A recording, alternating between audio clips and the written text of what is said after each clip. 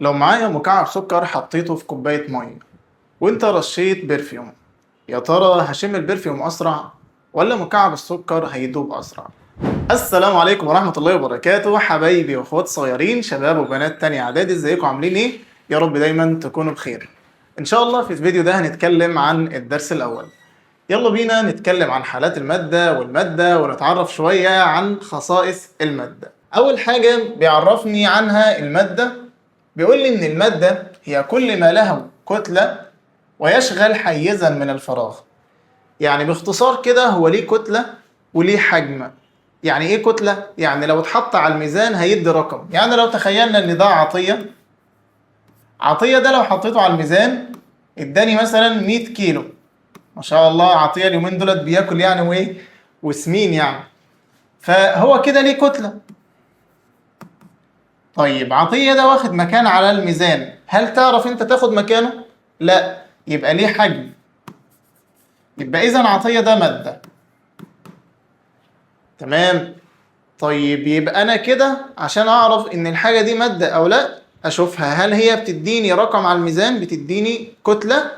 طب هل هي واخدة مكان؟ يبقى كده لو الاتنين دول الشرطين دول اتطبقوا يبقى دي مادة. طب تعالى كده طبق الشرطين دول على الهواء. خلينا نقول كده الهواء. للوهلة الأولى هتقول إن الهواء مش مادة. ليه؟ لمجرد إن أنت مش عارف تمسكه فمش عارف توزنه. بس أنا هقول لك تركاية، حط الهواء ده في بالونة، انفخ بالونة، أنت كده بقى معاك هواء أهو. اوزن البالونة هتدي لك رقم اللي هو وزن الهواء. طيب واخدة مكان، يعني البالونة حجمها زاد فبقت واخدة مكان، يبقى كده إذن الهواء مادة عشان ليه كتلة وليه حجم. حلو قوي. طب تعالى بقى اعمل نفس الموضوع على الضوء.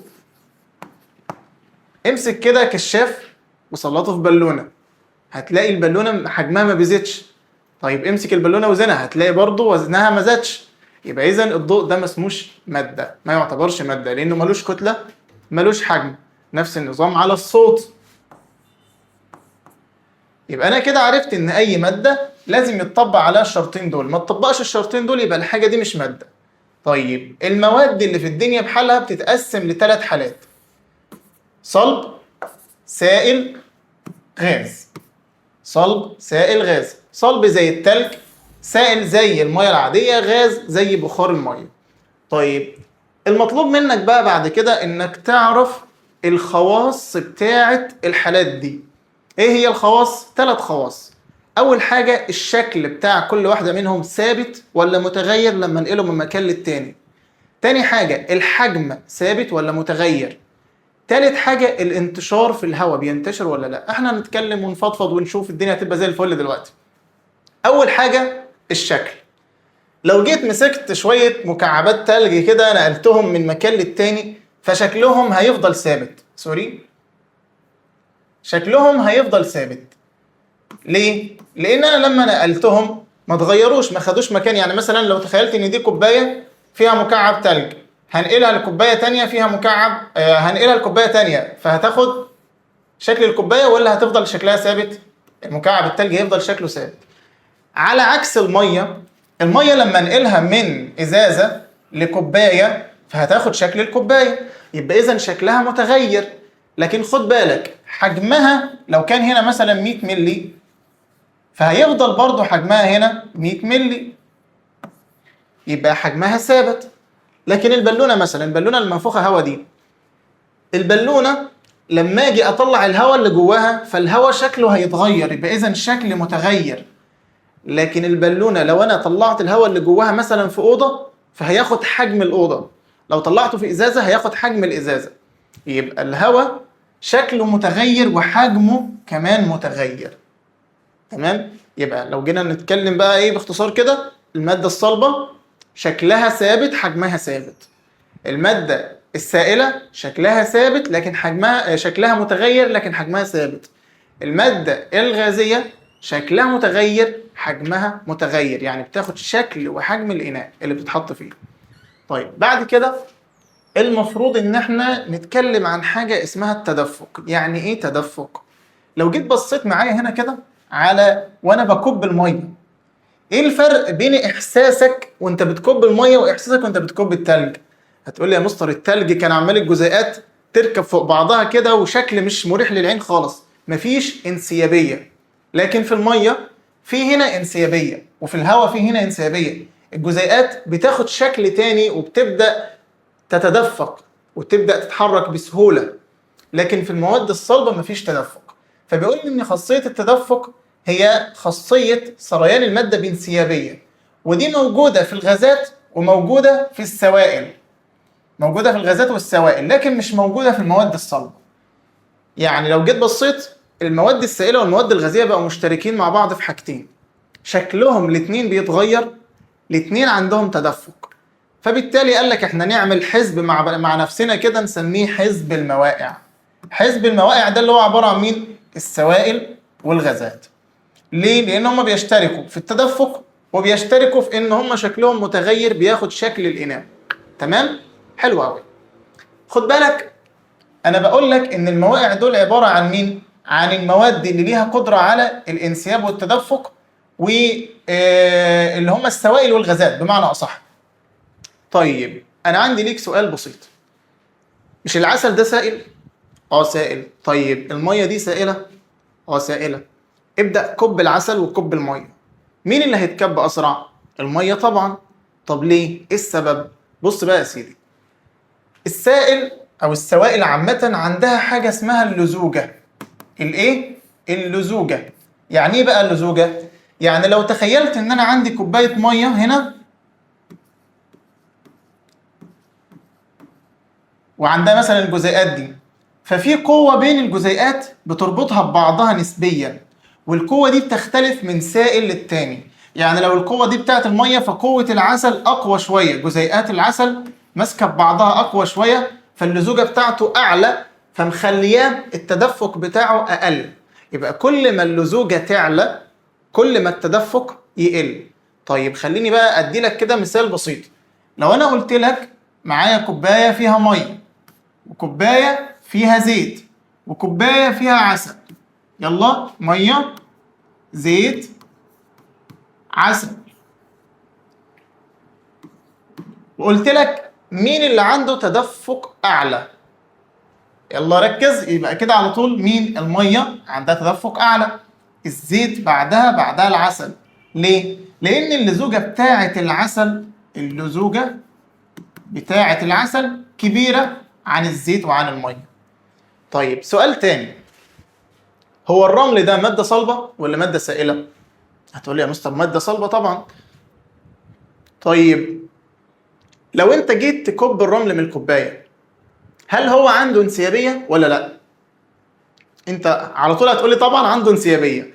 ليه؟ لان انت متخيل ان الانسيابيه معناها ان الجزيئات تمشي بسهوله من غير انا ما احس بس بكلكعه. لا، المفروض ان الانسيابيه دي معناها ان الجزيئات بتتغير، بتاخد شكل تاني، فده اللي بيساعدها انها تمشي بانسيابيه.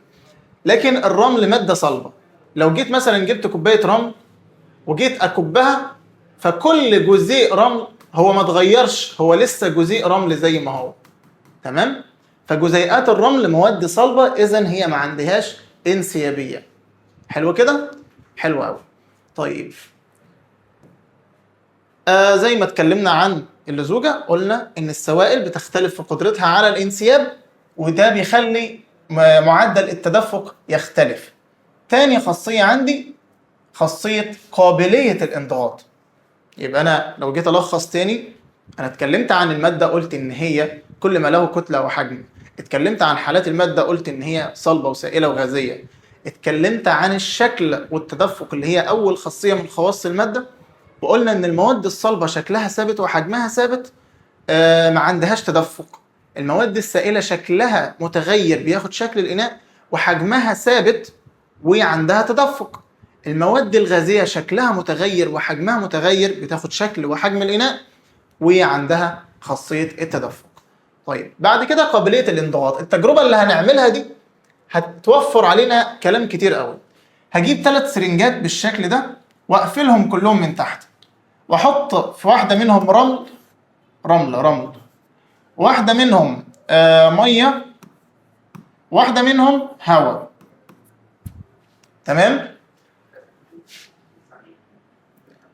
لما احط في بتاعه الرمل لما ابدا اضغط على السرنجه اللي فيها الرمل، هل الحجم هيتغير؟ هتقول لي لا طبعا. طيب لما ابدا اضغط على السرنجه، اتفضل مستر يوسف. حبيبي، لما اجي اضغط السرنجه اللي فيها الرمل طبعا الحجم مش هيتغير، لكن لما اجي اضغط سرنجه الميه برضو الحجم مش هيتغير. طيب لما اجي اضغط السرنجه اللي فيها الهواء طبيعي ان الحجم هيقل. طيب يبقى انا كده عرفت ان الهواء عنده خاصيه الانضغاط او عنده قابليه الانضغاط، لكن المواد الصلبه والمواد السائله المواد الصلبه والمواد السائله ما عندهاش انضغاط، لكن الغاز بشكل عام عنده قابليه الانضغاط. طيب ايه هي بقى قابليه الانضغاط؟ عشان التعريف ده مهم جدا. ايه هي قابليه الانضغاط؟ بتاع السبوره الهبله دي. طيب قابليه الانضغاط معناها إمكانية تغيير الحجم عن طريق زيادة الضغط. إمكانية تغيير الحجم عن طريق زيادة الضغط. طيب بعد كده إحنا بنتكلم عن الخاصية الثالثة.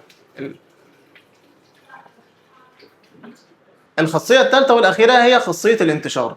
طيب يعني إيه انتشار؟ الخاصية دي يا شباب لو جيت تفكر فيها إحنا كلنا بنعملها في الحرب.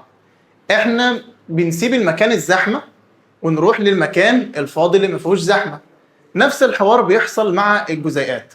جزيئات اي ماده بتسيب التركيز العالي، وتروح للتركيز المنخفض. لو جيت بصيت هنا ده التركيز العالي، جزيئات فيها مكان ما فيهاش مكان اصلا حد يقف فيه، تروح للتركيز المنخفض، المكان الفاضي اللي فيه مساحه ان الواحد يقف فيه. فده بيسميها خاصيه الانتشار. طيب فهمني اكتر يا مستر. دلوقتي لما اجي امسك البرفيوم وارش برفيوم في الهواء، ايه اللي بيحصل؟ البرفيوم هنا مركز تركيزه عالي جدا، جزيئات عاليه جدا، والهواء مساحه فاضيه، فيقوم البرفيوم يبدا ينتشر فين؟ ينتشر في الهواء. ده بسميها خاصيه الانتشار. طيب تاني حاجه، لو مسكت نقطه حبر حطيتها في ميه، الحبر الجزيئات بتاعته مركزه جدا والميه فيها مساحه، فيقوم جزيئات الحبر تنتشر فين؟ في المسافات اللي بين الميه. حلو كده؟ حلو قوي. اللي مهم قوي عايزك تعرفه سرعه الانتشار في الحالات المختلفه سواء صلب او سائل او غاز. سرعه الانتشار في الغازات سريعه جدا. زي ايه يا مستر؟ زي انتشار البرفيوم.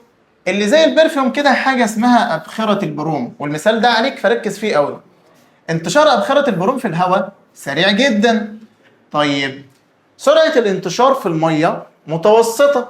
زي قلت لك لو مسكت نقطه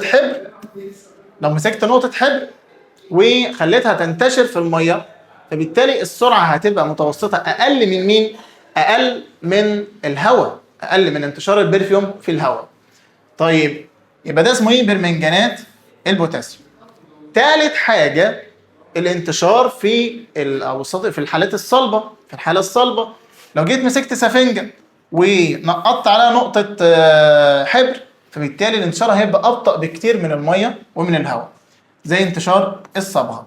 زي ما قلت لك الامثله اللي عندك الثلاثه دول مهمين: ابخره البروم في الهواء، برمنجانات البوتاسيوم في الميه، الصبغه في المواد الصلبه. طيب المفروض دلوقتي ان احنا اتكلمنا عن 3 خواص: الشكل والتدفق، الحجم وقابليه الانضغاط، خاصيه الانتشار.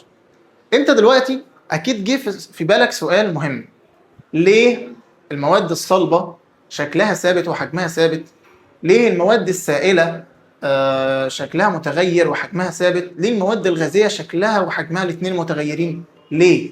التفسير اللي بيجاوبك على السؤال ده هي نظريه النموذج الجسيمي، اللي بتقول ان اي ماده بتتكون من حاجات صغيره جدا اسمها جسيمات. وركز معايا بقى من هنا عشان ده بدايه الشغل.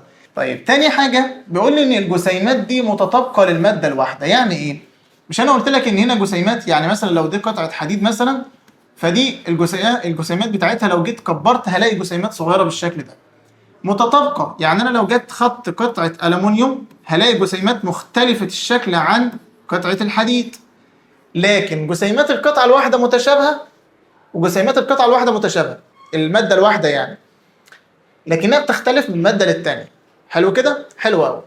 طيب في جزيء ممكن يبقى ذرتين او اكتر، ده بسميه جزيء متعدد الذرات، ذرتين او اكتر او ثلاثه او اربعه بيبقوا مرتبطين مع بعض بروابط كيميائيه، ده اللي قال لنا عليها برضه النظريه. طيب المسافات البينيه دي يمكن اهم نقطه.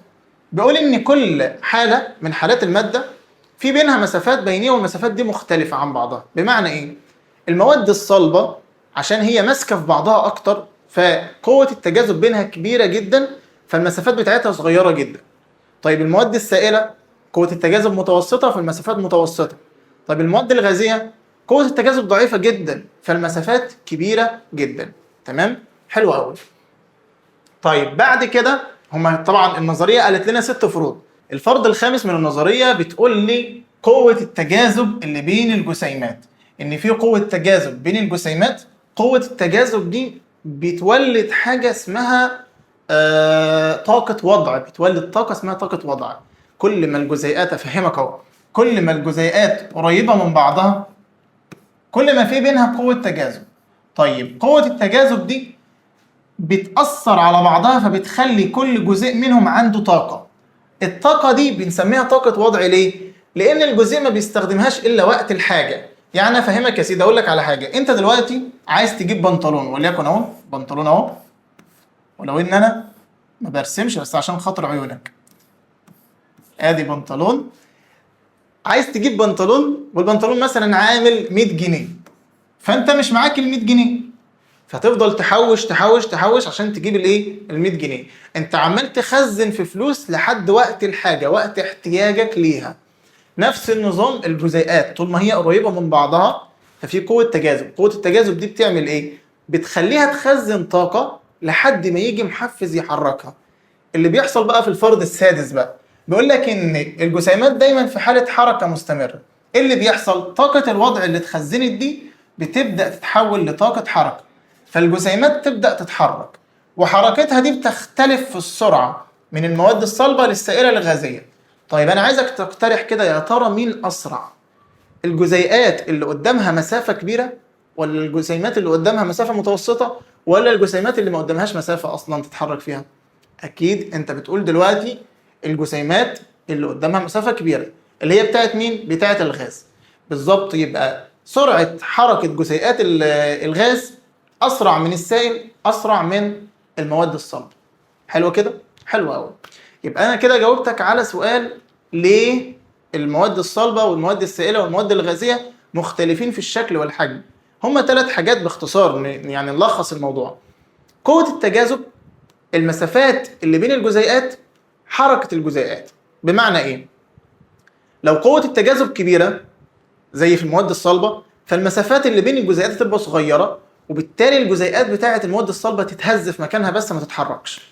طيب لو قوه التجاذب متوسطه، فالمسافات هتبقى متوسطه، وحركه الجسيمات هتبقى حركه محدوده. طيب في الحاله الغازيه بقى قوه التجاذب ضعيفه جدا، فالمسافات كبيره جدا، فالحركه بتاعه الجزيئات حركه عشوائيه. حلو كده؟ ممتاز. طيب واحنا في وسط المعمعه اللي عمالين نتكلم عنها دي، طلع لنا عالم كده زي الخازوق من تحت كده، قال لنا ايه؟ ان في حاجه اسمها الحركه البرونيه. ايه الحركه البرونيه دي كمان يا عم؟ قال لك انا لاحظت ان حبوب اللقاح لما بتلمس الميه بتبدا تتحرك حركه عشوائيه، وكان تفسيره ليها ان جزيئات الميه الصغيره بتخبط حبه اللقاح الكبيره فتحركها. طيب انا استفدت ايه؟ هو عمك براون، اللي العالم بقى اللي اكتشف الكلام ده كان اسمه براون، فسماها الحركه البرونيه على اسمه، وقام قايل ان دي بتفسر خاصيه الانتشار. قال ان مثلا لو انا معايا ازازه برفيوم، ازازه برفيوم اهي، وهرش منها في الهواء، فالجزيئات دلوقتي واقفه في الهواء اهي، تحلف لك تقول لك والله ما انا متحركه، مين اللي هيحركني؟ فهو بيقول بقى ان اللي بيحرك الجزيئات هو الجزيئات الصغيره بتاعه الهواء. تيجي تعمل ايه؟ تيجي تخبط في الجزيئات خبطات عشوائيه فتحركها، تخليها تنتشر في الايه؟ في المسافات اللي بين الهواء. ده كان تفسير الحركه البرونيه. المطلوب منك في الحركه البرونيه انك تعرف التعريف بتاعها. ايه تعريف الحركه البرونيه؟ هي الحركه العشوائيه المستمره في جميع الاتجاهات للجسيمات الكبيرة نسبيا المعلقة في مائع سواء سائل أو غاز. طيب بص يا سيدي، هنا بقى شوية أسئلة علل، وأنا عايز أقول لك على حاجة. أي سؤال علل يجي لك في الدرس ده هتجاوب عليه بثلاث حاجات. واحد، هتتكلم عن قوة التجاذب. خلينا الأول نجيب القلم. أول حاجة تتكلم عن قوة التجاذب. اتنين، هتتكلم عن المسافات اللي بين الجزيئات، المسافات البينية. تالت حاجة هتتكلم عن حركة الجزيئات. طيب فسر لي يا مستر، وضح لي اكتر. بص يا سيدي، دلوقتي بيقول لي علل انتشار الدخان في الهواء بسرعه. اقول له عشان قوه التجاذب بين جزيئات الهواء ضعيفه، فالمسافات كبيره، في حركه الجزيئات عشوائيه، وبالتالي الدخان بينتشر ما بين الهواء بسهوله. طيب هنا ذوبان الملح في الميه، اقول له عشان قوه التجاذب في الملح متوسطه، فالمسافات متوسطه، فحركه الجزيئات محدوده، وبالتالي الملح عنده قدره ان هو يدوب في الميه. طيب بالنسبه لقطعه الصخر، قوه التجاذب كبيره، فالمسافات صغيره جدا، فحركه الجزيئات حركه اهتزازيه، وبالتالي يصعب كسر الصخره. تمام كده؟ تمام قوي. طيب خلينا بقى نراجع على كل اللي احنا قلناه ده. اول حاجه احنا قلنا ان الحاله الصلبه شكلها ثابت، حجمها ثابت، المسافات اللي بينها صغيره جدا، قوه التجاذب قويه جدا، التدفق ما عندهاش، الانضغاط غير قابله للانضغاط، والحركه بتاعتها حركه اهتزازيه في مكانها.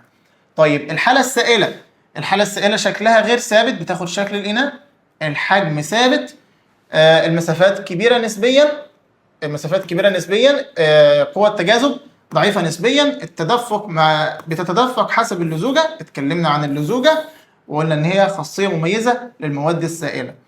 الانضغاط غير قابله للانضغاط، حركه الجزيئات حريه متوسطه. طيب الحاله الغازيه، الشكل غير ثابت، الحجم غير ثابت، المسافات كبيره جدا، القوه التجاذب ضعيفه جدا، التدفق والانسياب تتدفق بسرعه، قابله للانضغاط، حره الحركه تماما. طيب احنا كده يعتبر فاضل لنا حاجه بسيطه جدا ونخلص الدرس بتاعنا. البلازما. يعني ايه بلازما؟ بص يا سيدي، لو جيت هنا احنا قلنا ان حالات الماده حاله صلبه، سائله، وغازيه. تمام؟ خليني اقول لك بقى ان في عندي حاله رابعه اسمها البلازما. يعني ايه بقى البلازما؟ البلازما معناها ان انا امسك ذره غاز، والذره طبعا انا عارف ان عندها نواه في الاول كده، نواه في النص، ومستويات طاقه حوالين النواه، مستويات طاقه. النواه دي بيبقى فيها بروتونات ونيوترونات. تمام؟ والمستويات الطاقه بيبقى فيها الكترونات سالبه. بمجرد بقى ما اعرض الذره دي لمجال كهربي عالي، مجال كهرباء عاليه يعني، او حراره عاليه، بيبدا الالكترون ده يقول لهم ايه؟ والله ما انا قاعد لكم فيها، ويبدا يسيب مستوى الطاقه بتاعه. لما الالكترون يسيب مستوى الطاقه كده، الذره ما بقتش ذره، دي بقت مجموعه ايونات موجبه، بقت عباره عن ايون موجب والكترون سالب. يبقى لما امسك الذره اعرضها لحراره عاليه او كهرباء عاليه، فيقوم الالكترون يسيب مكانه ويفضل عندي ايون موجب والكترون سالب، يبقى عندي الكترون سالب وايون موجب. ساعتها بقول على الحاله دي انها بلازما. ودي الحاله الرابعه من حالات الماده. تعال نشوف بقى بنستخدمها ازاي البلازما دي. بيقول لي اولا هي الحاله الرابعه للماده، وتكون على هيئه خليط من ايونات موجبه والكترونات سالبه الشحنه، ولها توصيليه كهربيه عاليه. انا طبعا قلت ان هي بتبقى موجب وسالب، فالتوصيليه الكهربائيه بتاعتها عاليه. طيب امتى بتحصل؟ لما اسخنها بشده او اعرضها لمجال كهربي عالي. طيب موجوده فين في الطبيعه؟ موجوده في الفضاء الخارجي، في الشمس والنجوم، وموجوده في البرق، وموجوده في الشفق القطبي او ظاهره الاورورا. طيب بنستخدمها في ايه في الحياه بتاعتنا اليوميه؟ بيقول لي بنستخدمها في التكييفات. تكييف الهواء.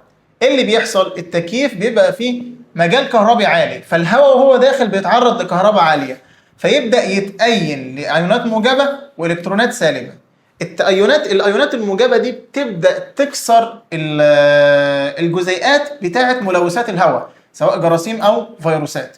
طيب بالتالي ان انا احصل على الهواء بتاعي نقي تماما من الفيروسات. لو جيت اصلا بصيت على التكييف هتلاقي العلامه دي على التكييفات اللي في البيت، تلاقي العلامه دي ومكتوب هنا فوق كلمه ايون. لو لقيت كلمه ايون يبقى هو شغال بخاصيه الايه؟ البلازما. ايون دي معناها ايونايزيشن او تأين بالعربي. طيب لو جينا نلخص كده كل اللي حصل معانا، احنا اتكلمنا عن الماده، قلنا هي كل ما له كتله وحجم، وعرفنا حالات الماده صلب وسائل وغاز. اتكلمنا عن خصائص الماده وعرفنا ان حالات الماده بتختلف من حيث قوه التجاذب والمسافات البينيه وحركه الجزيئات.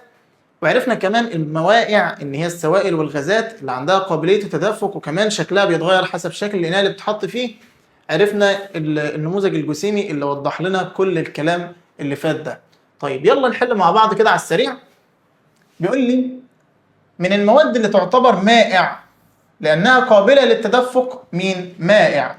يبقى انا عندي اما سائل او غاز. طيب الرمل ده سائل؟ لا يا مستر. الخشب؟ برضه لا. الزيت الوحيد اللي سائل. الجليد ده صلب.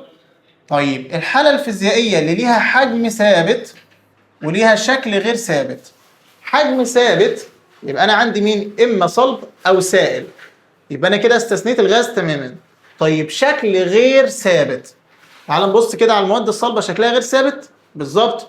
طب المواد السائلة شكلها غير ثابت؟ لا، شكلها متغير. يبقى أنا كده فاضل عندي المواد الصلبة بس. يبقى هي المواد الصلبة. طيب ده علامة صح وخطأ. الجسيمات المكونة للمادة الصلبة لا تتحرك أبدا. بالظبط، الجسيمات بتاعت المواد الصلبة بتتهز في مكانها. لزوجة العسل أكبر من لزوجة الماء، عشان كده بيتدفق ببطء. بالظبط. طيب الغازات قابلة للانضغاط لأن المسافات البينية بين جسيماتها كبيرة جدا. بالظبط. طيب بعد كده بيقول لي إيه؟ بيقول لي أكمل. تعرف الحركة العشوائية المستمرة للجسيمات في المائع باسم الحركة طبعا البرونية. الحركة البرونية. طيب تتكون البلازما من خليط من أيونات. أيونات إيه؟ موجبة وإلكترونات سالبة. طيب علل صعوبة كسر قطعة من الصخر باليد. قلنا نتكلم عن 3 حاجات: قوة التجاذب، المسافات البينية، حركة الجزيئات. هقول لأن قوة التجاذب كبيرة فالمسافات البينية صغيرة، وحركة الجزيئات حركة اهتزازية، لذلك يصعب كسر إيه؟ قطعة الصخر. طيب يقل حجم الغاز عند الضغط عليه. برضه هتكلم لأن قوة التجاذب بين جزيئاته ضعيفة، وبالتالي المسافات البينية كبيرة، وبالتالي حركة الجزيئات حركة عشوائية، فبالتالي يسهل ضغط الغاز. يسهل ضغط الغاز. لو وصلت معانا لحد هنا فاحنا الحمد لله خلصنا الدرس الأول، وإن شاء الله أنا هنزل لك المنهج بالكامل على اليوتيوب مشروح مجانا. يعني أنت معزز مكرم في البيت وبتتفرج على المنهج بالكامل. فطبعا لو مهتم ان توصلك كل فيديوهاتنا وتوصلك كل الدروس، اشترك معانا وفعل زر الجرس، وما تنساش ان انت تتابعنا على الفيسبوك. يمكن ده يكون سبب انك تشجعني اكمل وانزل لك المنهج بالكامل باذن الله. اشوفكم على خير. السلام عليكم.